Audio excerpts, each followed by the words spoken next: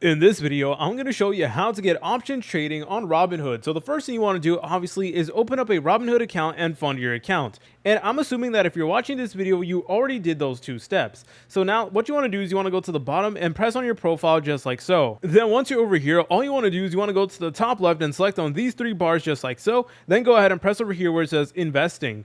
What you want to do from here is you want to go ahead and keep on scrolling down until you see options trading. Then you want to go ahead and press on enable option trading just like so. Alright, then it's going to give you a little screen like this, so go ahead and press on continue, and then it is going to say how many years have you traded options, so go ahead and please be honest. So it says, do you know how to enter an option spread? So I'm just going to go ahead and press on no. Alright, then at the end, it's going to give you this over here, and you basically just want to verify that it is actually correct and stuff like that. So make sure that all this information is correct, like your employment, your yearly income, and then once you're done with that, all you want to do is you want to go ahead and press on confirm.